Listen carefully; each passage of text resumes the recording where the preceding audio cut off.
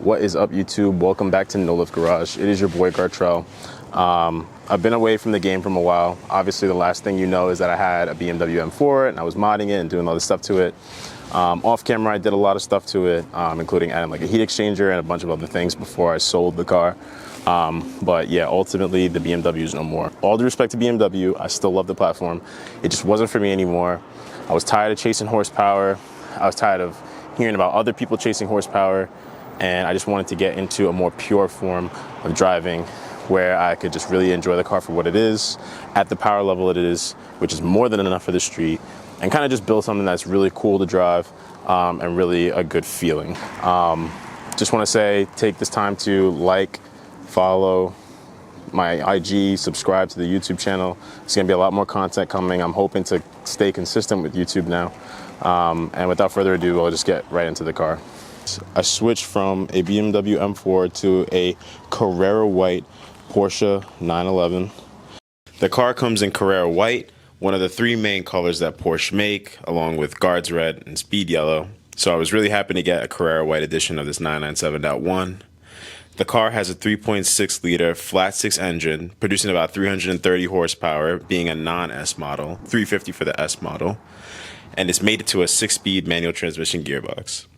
The car also has the optional Sport Chrono package, which allows me to change the throttle response by pushing a button inside the car. So I actually get increased throttle response when I put it in sport mode, which makes it great for dailying it around town. And then you can get on it when you're on the highways or back roads, making it the perfect situation to drive this car in.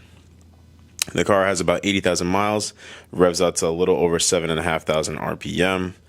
And my favorite feature is the active aero wing that most of the Carreras have nowadays. But again, just one of my favorite features. Today, the reason why I'm in a rush is because we got to get somewhere we're actually doing something to the car. Tailpipes are a little saggy, so we think that the motor mounts might actually be bad on this car. But we're going to go and try and get these fixed today over at my buddy Kareem's place, so stay tuned. I've owned the car for about 8 months, or since July of 2023. So that's how long I've had the car for. When I first got it, it's a joy to drive right out the gate. Nothing really bad to say about the car at all. The manual gearbox is actually brand new when the owner sold it to me. Papers and everything. The transmission is basically fresh out of the box. The only thing that needed to be done when I first got it was the RMS was leaking. So bought the car. It was, again, really unabused, bone stock. The car had a slight leak, and I found that out after I bought the car, even though I got a pre-purchase inspection, which I think was a little fake now that I think about it, because it was from a shop that was in the owner's hometown. Anyway, I was getting drips in my driveway, so I took it to a Porsche shop in South Shore, diagnosed the car, and the car had a bad rear main seal, so we thought. So we had the IMS serviced while we were there, so that takes care of the IMS bearing potential issue, and we had the RMS sealed. So because those two things were fixed really early on, I felt really good about the car afterwards. Pretty much moving forward, anything that I want to do to the car is just going to be solely on me. Whatever I want to do, not so much maintenance. Except for today, I'm going to be changing the rear mounts, or the motor mounts for the car. So the car actually feels amazing. Taking corners, I can take them super fast. The car stays relatively flat. When I put the car in sport mode, I feel like I have all of the throttle response I need in a car in New York City, and I don't feel like the car is underpowered at all. The car pulls strong all the way through the rev range, gets up to speed extremely quickly. Porsche knew exactly what they were doing when they made this car. So I was saying that I bought a Porsche and that we're going to change the motor mounts, but Christian also sold his M2. Oh, and he stalled. I got it on camera. I don't know if you can see that. It's very dark. I'm sorry about that. Boost the ISO a little bit. Yep, that's right. He got a Porsche too. Well, he actually got it first. And I got a 99, he got a 996, I got a 997. And he's gonna be helping me install my motor mounts today. His is not Carrera white, it is iceberg white, actually. So what's up to the people? And 997 boys, what's going on? I don't know if they can hear you, actually. It's fine. I got the mic. Oh, so. Hi. Yeah, so we're gonna be working on this today. Shout out to my boy Kareem, the Sick Evo. He's doing some work on the outside, letting us use the garage. He probably does not want to be on camera. So, yeah, we're gonna be doing the motor mounts today. Basically, we're hoping that this is not a super long job. Ultimately, all we are needing to do is, there's one we can actually access. Easy money. The other, we'll have to remove the airbox for. It's down there. So we're hoping this takes like maybe an hour at most, but we're never really sure because sometimes it takes way longer. When you're working on cars. Yeah. It doesn't really go according to plan all the time. So I'm pretty sure we just got to remove the hose clamp to the airbox. I think we can actually remove the whole thing. Yep, unplug the math, loosen the hose clamp to the airbox, release this. The oil filler neck. And then I believe that it's... That bolt's out already. Is that a bolt? I think it's probably supposed to just be a tab that pulls out. It's just a grommet? Okay. I don't know. We'll try it. I think we'll pull it out and see what happens. We'll get back to you once we know what we're doing. Yeah. Stay tuned. It shouldn't take too long. Basically, all we had to do to release this was disconnect the coupler holding onto the throttle body, and then we unclipped the oil feed, and then took out the math. Yeah, pressing on here. Yep. And then we literally just popped the airbox straight out. So very simple. Now everything's exposed. There's motor mount number 1, motor mount number 2. Basically what we're gonna do is we're just gonna support the motor with a piece of wood and a jack. And we're gonna take out the bolts here on the top and the one on the bottom, take out one motor mount, replace it, and then do the other side. So we'll let you know when we get the first motor mount out and if there's anything that, you know, you should know about it. Yeah, it's gonna be easy. So basically we're just supporting the car with a piece of wood and a jack. And we're gonna undo the top 2 bolts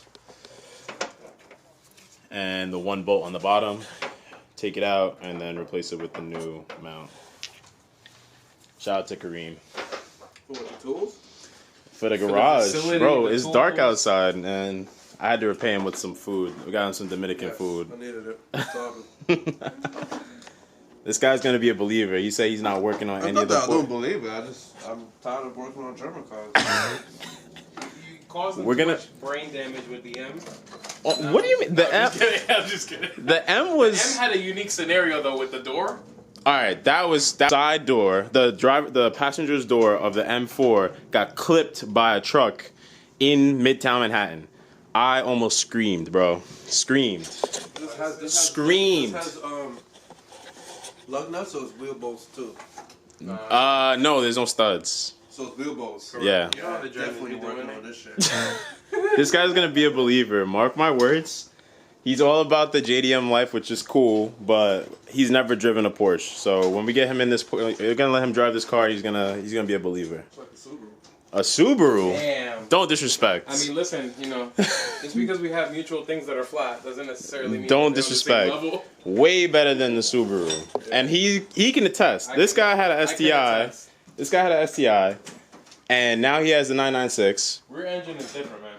Rear engine is different, and you gotta admit the flats, the 2 extra cylinders give you that nice torquey Not even, feel. bro. Listen, It's got power. It's no flat slouch motors, or anything like and that. because the center of gravity is even lower because of the way the motor position. You see this right here?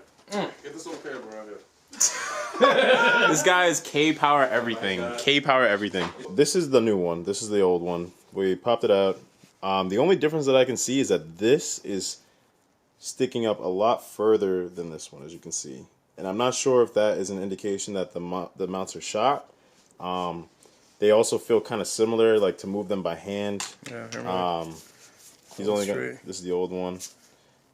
Flexes a little bit. The other one I think is a little bit more sturdy. He's not gonna like manhandle it, but definitely notice a small difference. But I mean, the main difference you're gonna notice is probably when you drive the car, for sure. yeah. Basically, you see in there's like a square. That square needs to line up with that square. So just make sure that that is lined up when you put it in. Quite literally slide in like so. Right. We're all lined up. So we'll start with the top bolts. All right. So this is the new motor mount on top. We torqued it to spec. I don't know if it's gonna be easy to see on camera, but there is 100% less gap there than there is there. So these motor mounts probably were shot. So if you see yours sagging a little too low, like this one is below the bumper, you can see it, right?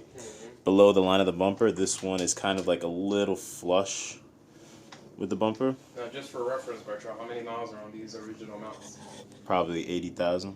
So there's your rule of thumb. So I could fit 2 full fingers here. I could fit like, I can't put 2 fingers in here without like forcing it.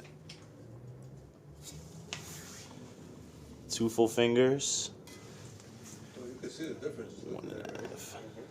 This don't set the same as this one. Correct. So show them again, Gartra. So this is indicating sag versus tight.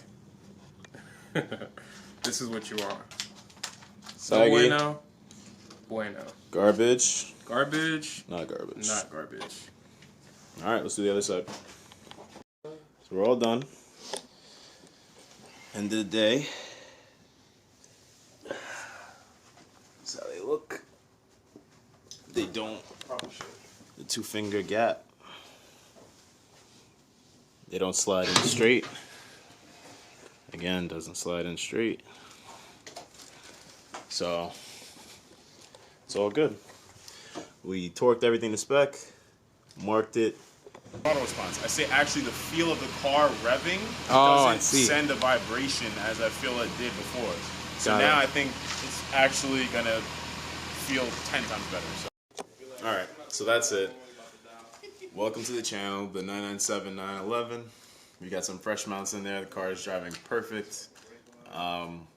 Yeah, make sure you like, comment, subscribe. There'll be a lot more, hopefully in daylight, so you can see everything better. Yeah, we got a lot coming for this car.